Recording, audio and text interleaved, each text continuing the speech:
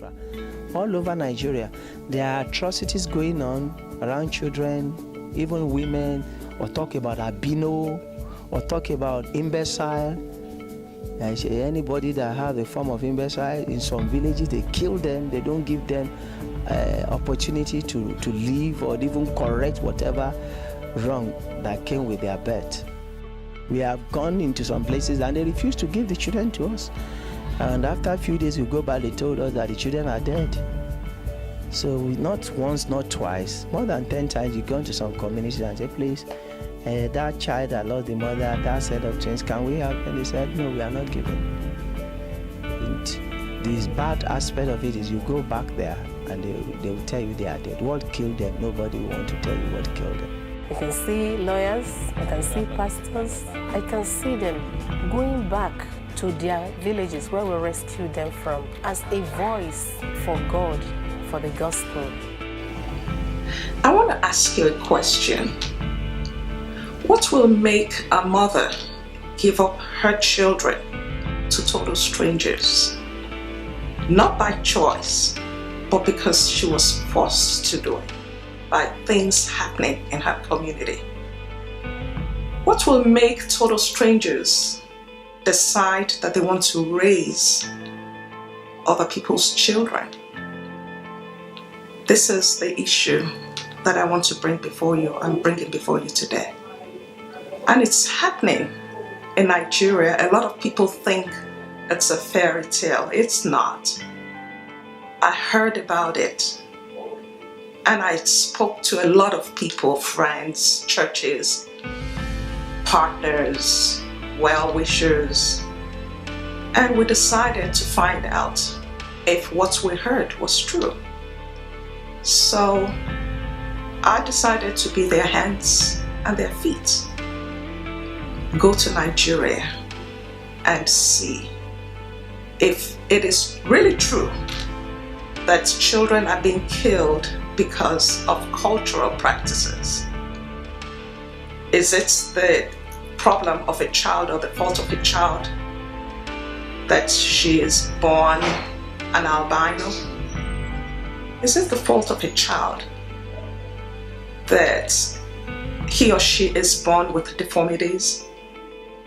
Or is it the fault of a child that the mother dies during childbirth? Or the children are born twins?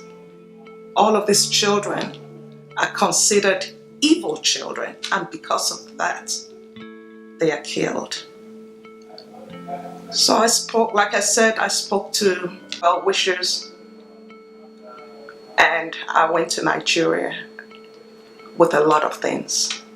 People donated shoes, organization donated clothing items, toys, baby things. We took 47 boxes to Abuja, and I went into the village to meet Pastors Shola and Chinwe Stevens. They are missionaries, and they are taking care of 108 children, not their own children, biological children, at-risk children, children who were sentenced to die because of the conditions of their birth. The youngest of these children were born 2 days or 3 days before I got to Nigeria. They were twins, 3 days old, and Pastors Shola and Chinwe saved them before they were killed. When I got to that village, my heart dropped. All these children, no parents, but they were being taken care of by Pastors Shola and Chinwe like their own children. The government is not helping. People are looking the other way. You don't hear stuff like this in the media because no one wants to do anything about it. But my issue today and my concern is that I am going to plead with you to listen to my heart's cry and the heart's cries of all of these 108 children. Every week, new children are brought into the home. Vine Heritage Home is not an orphanage. It is a rescue home, taking care of children who have been sentenced to die. Some of these children are children of Muslims, children of traditionalists. These children have become Christians. This is another way to evangelize the world. They've become Christians. They pray, they're happy, they're being taken care of. But Pastors Shola and Chinwe cannot do this by themselves. Women on Purpose, we have decided to be lifelong partners of this home. They need a lot of things.